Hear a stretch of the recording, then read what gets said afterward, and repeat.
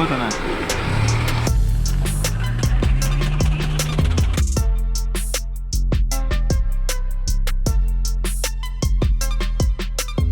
Новогоднее настроение в городе.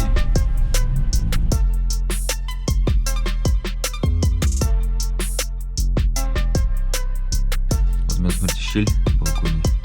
Снежок. Че, эксперимент не удался, блин.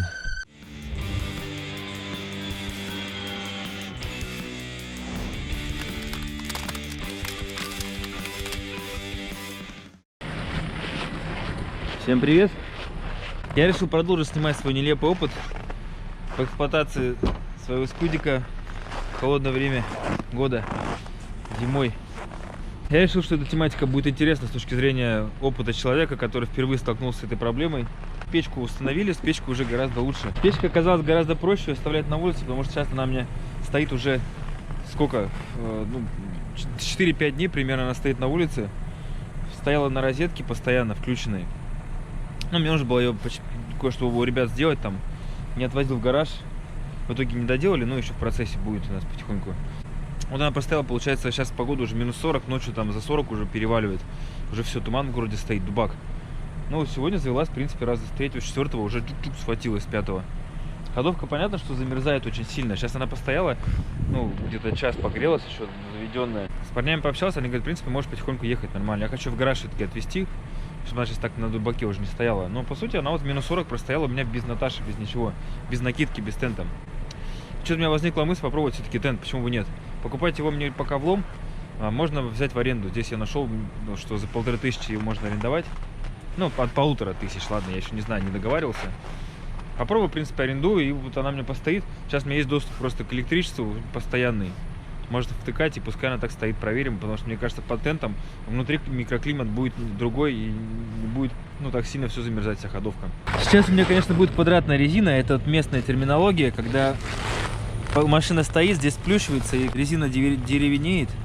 Это уже было, у меня даже при минус 35 уж так было, сейчас уже за 40 перевалило, в принципе, уже тем более сейчас такая тема будет. Ну что, поехали потихоньку.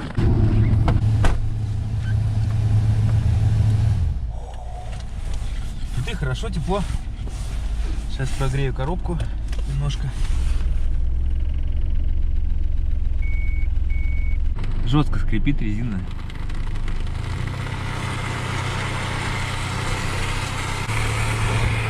Вот она. Ступеньками идет раз. Раз. Эти. Это еще двор неровный. А так, в принципе, вот сейчас на асфальт выйду сейчас. Не знаю, камера передаст, нет, ну, блин, вообще ехать нереально. Ну-ка, газку поддать. Жесть.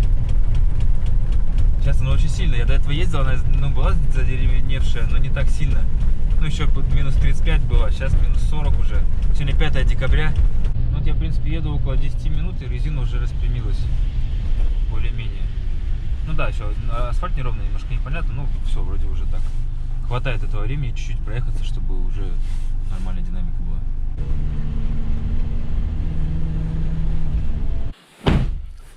Ну ладно, что, пока оставляю погреться пару дней в гараже. А вот что происходит, если машина постоит на морозе, заведенная. Может забить, получается, выхлоп. Надо следить за этой штукой. Накидку мне пока на машину найти не удается. Хотел взять в прокат, но там уже, конечно, я поздновато спохватился, уже все разобрали. Покупать что-то мне не хочется. Все равно она более-менее нормально, около 10 будет стоить. Поэтому не знаю. Сегодня машину возьму, может быть, все-таки ее поставлю опять на розетку тут. Минус 40, ну за 40 с лишним ночью сейчас стоит. Ну, посмотрим, как она на улице переночует без накидки, тоже, в принципе. Ну, только на розетке на одной. До этого уже стояла, но вот сейчас я просто хочу это снять. С какого раза заведется, посмотрим. Причем машину забрал с гаража, катаюсь. Ну, по делам ездил, время уже 2 часа ночи, на самом деле. Решил снимать. На улице за 40, видно по туману. Заметил, что в такие морозы еще от машин выхлоп гораздо гуще выходит. И когда сзади едешь, у тебя прям, ну, видимость сильно падает. туманом так чук-чук заволакивает и уже так притормаживаешь. Новогоднее настроение в городе. Горки, елки. Круто. Резина стоит липучка. До этого я в Питере на шипах ездил. А тут вот первый раз. Ну, я на этой липучке на самом деле все лето отъездил. И вот она, когда были, ну, температура 20, там, до 30, скользко достаточно было. Мне говорят, что она рассчитана именно на сильные морозы. И вот, получается, сейчас как раз за сороковник, и вот прям вот ощущается, ну, что она, машина прям устойчивее с ней стала. И тормозит, в принципе, хорошо. И вот хотел показать, для чего наклеивается пэт-пленка. Видите, вот здесь она есть, по краям нету. И вот так бы у меня все стекло бы затянуло. Особенно, когда сейчас по городу еще более-менее. Я сегодня прокатился там еще по трассе. Так, ну, прям вот резко холодно становится. В машине тепло теряется. Стекла, в принципе, меня даже из-за того, что щели, меня пробивает немножко. Вот тут немножко вот, ну, подморозило. А так вот я ехал, у меня здесь просто камеры с собой не было. Тут, ну, вот немножко так вот вылазило. Вот сзади хорошо видно, вот там у нас поменьше мы наклеили. Видите, вот без пленки никак. Вот такое вот. А с ним, пожалуйста, вот прозрачно, все видно хорошо, очень замечательно. Такая тема. Но печку, вот я сейчас еще проверил, прокатился, вот ехал, вырубил печку, в машине тепло было, я поездил там, ну, несколько часов, в принципе, она работала, достаточно тепло было внутри. Печку выключил, ехал, и минут, наверное, 5, я не знаю, ну, максимум 10 прошло, и резко у меня пар изо рта пошел, ну, дубеть начало очень сильно. Тепло, конечно. Ну, понятно, что на ходу оно быстро теряется. Не смог проехать мимо площади Орджоникидзе. Если помните, я здесь уже был в Сахатеатре. Площадь Аюнского, площадь Орджоникидзе, по-разному называют. Но, по идее, официальное название Орджоникидзе. Вот здесь зажгли елку. 1 декабря здесь был праздник. Но я, на самом деле, я тут был, но я не снимал ничего. Я не люблю такие мероприятия, если честно. Я и не снимаю ничего такого. Когда столпотворение, толпа народу, ну, я не понимаю вообще, не вижу в этом ничего такого особенного. А вот сейчас, смотрите, как здорово, я один, никого нет. Время часа 3 ночи уже, наверное, полтретьего, не знаю. Дубак, видите, туман какой стоит, вообще прикольно. Туман еще не сильный. По идее, потом он еще сильнее будет. Но все равно для меня это очень необычно, прикольно. Скульптуры тоже. Вот смотрите, сколько сделали. И, в принципе, по всему Якутску большое количество скульптур у всяких заведений делают. Каждое уважающееся заведение считает обязательным возле входной группы где-нибудь сделать ледяную скульптуру. Поэтому тут можно по городу погулять, просто, ну, кучу их найти. Скоро Новый год, и я поеду домой к родным и друзьям. Я решил, что надо вам это показать. Кусочек моей старой жизни, моих друзей, родителей. Сниму об этом отдельную тему. Ну что, встаем на ночевку. Так, напомню, что я установил StartM система, которая подогревает охлаждающую жидкость всю ночь, включая на розетку. И двигатель у меня, в принципе, всю ночь остается теплый. Здесь прям гоняет. В машине у меня 25-метровый удлинитель. Ну и все, включаем. Бах-то какой, голыми руками что-то делать вообще невозможно. Все сразу мерзнет. Доброе утро. Сегодня у нас 8 декабря. Температура по прогнозу 42 градуса. Вот у меня, смотрите, щель на балконе. Снежок такой внутри образуется. Немножко сделали балкон, кстати. Ну, почти сделали. Остекление, вот снизу осталось щиты. Хочу вам показать, как выглядит якутский мороз днем. Вечером мы вчера покатались. А днем вот такой туман стоит над городом. Когда за 40. Сейчас пойду заводить скоро. Проверим, что у нас из этого получится. Что для начала надо проверить патрубки. О, здесь тепло, горячее. Что-то там циркулирует. Сейчас будем пробовать заводить. Вчера у меня, в принципе, в гараже завелась не с первого раза. Там в гараже прохладненько, оказывается, не так тепло. И вот она раза с 5-го там чук-чук-чук схватила. Сейчас посмотрим, как тут на морозе. Ну что, поехали. Что-то еще шумит, блин, непонятно что. Сейчас надо с этой штукой разбираться. Печка выключена, она что-то...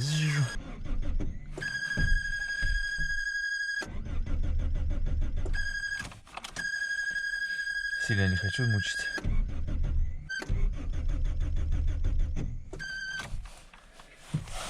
Иду по бачку постучу.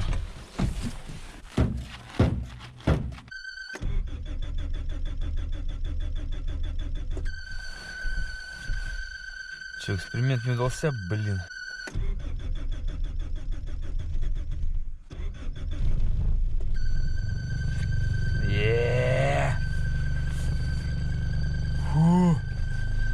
Я думал, все, хана.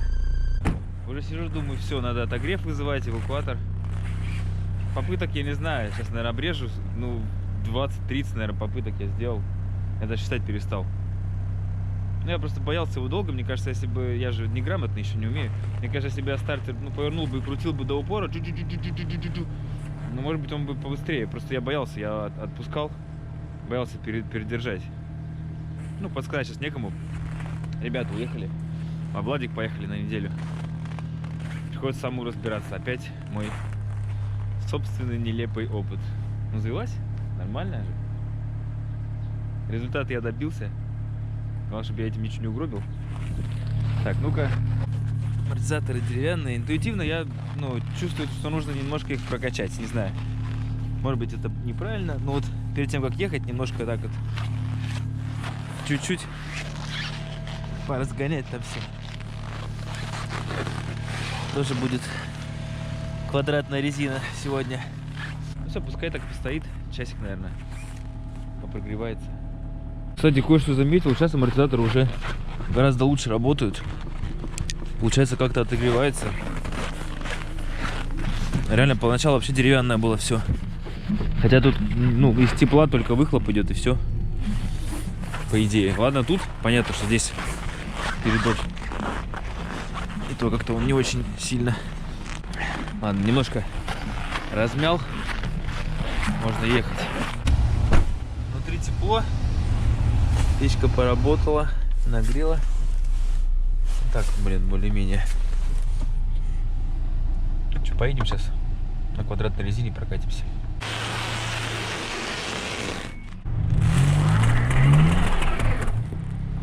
Что там?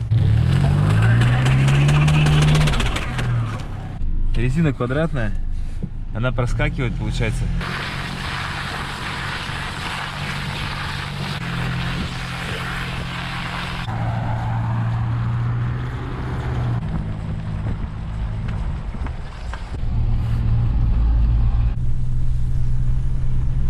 Забавная тема.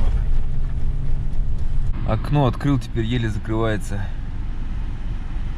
по миллиметру. Удобная фишка в строительных перчатках, холодный руль держать. У них сцепление хорошее. Ну все, резина разгладилась. Буквально 5 минут прокатился. Вот я вот считаю, повернул, припарковался и все, нормально, уже более-менее. Так что это не страшно. Ну что, немного поэкспериментировали. Это видео, в принципе, сделал для тех, кто не живет в Якутии. Хотя у меня много зрителей местных, но местные и так все это знают прекрасно и без меня. Все, кто эксплуатирует машину, лучше меня знают и знают, что с ней делать и как. Конечно, мой скудик надо еще подшаманить. Я говорю, что даже в гараже он завелся раза с 5-го, наверное, вот что-то вот не схватывает. Может, бензонасос, то есть это надо поразбираться. Но, в принципе, вот и учитывая, что он еще в таком не до конца исправном техническом состоянии, он простоял ночью за 40, ну и, в принципе, завелся, это уже хорошо. Без Наташи даже. А если бы была бы накидка, стоял бы он в портативном гараже, там внутри бы свой был микроклимат, я думаю, что было бы все гораздо лучше с утра. Конечно, я понимаю, что делая такие ролики об автомобилях, об их эксплуатации, я вызываю волну критики в свой адрес. Но мне, в принципе, как вы могли заметить по барабану, я критику приветствую только, потому что критика — это как раз взгляд со стороны на твою деятельность, это возможность проанализировать, все ты делаешь правильно или нет. Потому что я в чем-то могу быть неправ, заблуждаться и на какие-то вещи смотреть не под тем углом, под каким люди со стороны могут смотреть. Поэтому я всегда своих друзей слушаю, когда мне что-то говорят. Я прошу, говорите мне, как есть, что не так, что где, чтобы вовремя поработать над собой, исправить что-то, либо действовать в другом направлении. Поэтому, в принципе, я жду еще полезных советов от вас, что вы мне про фану можете в этом плане, что я делал не так. В принципе, я доволен, все говорят, что за ведро ты купил. Отличная машина, мне он очень нравится. И мне нравится то, что я все-таки с ним могу поковыряться и чему-то научиться. Потому что у меня до этого был Opel в Питере, Opel Astra, и я особо под него вообще под капот не заглядывал. Ездил, он вообще меня не подводил. Пару раз там, конечно, там были поломки, я отвозил в сервис, мне там все восстанавливали, все было нормально. То есть, по сути, я там ни с чем не ковырялся. А сейчас я начинаю ковыряться, там что-то, я уже, начинаю врубаться, что там внутри, как там все это устроено. Я надеюсь, что я получу тот опыт, который будет мне позволять в дальнейшем более смело эксплуатировать машины, иметь возможность что-то там починить самому по ходу дела, а не зависеть исключительно от мастеров, от специалистов, от сервисов. А так в городе очередной туман. Когда будет ближе к 50, он еще будет гуще. То есть я сегодня покатался, видимость такая очень, не очень хорошая. Если еще впереди машины выхлопы, достаточно густо выходят, еще усугубляет ситуацию. Вот такие вот бытовые трудности здесь у людей постоянно возникают. И так всю жизнь. Это я тут развлекаюсь, год только живу. А люди живут всю жизнь в этих условиях. И знаете, что вот все говорят, что зачем туда поехал, зачем тебе это надо? В холод такой дубак, ехал бы лучше в Крым, отдыхал. У меня сестра в Крыму живет, в Севастополе, она зовет меня, в принципе, к себе в гости. Мне тут прикольней. Тут вот, когда, я вот осознал одно, что почему меня все время тянуло в какой-то холод, какие-то вот... Почему, когда мы ходили, допустим, куда-нибудь на рыбалку ездили отдыхать, мне больше нравилось, когда у нас там ветер, ураган, там какая-то ненастная погода. Усилилась волна, кстати.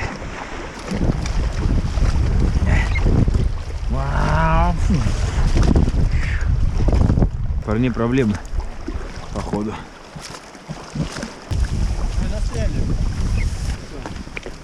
Сейчас буду вас вытягивать.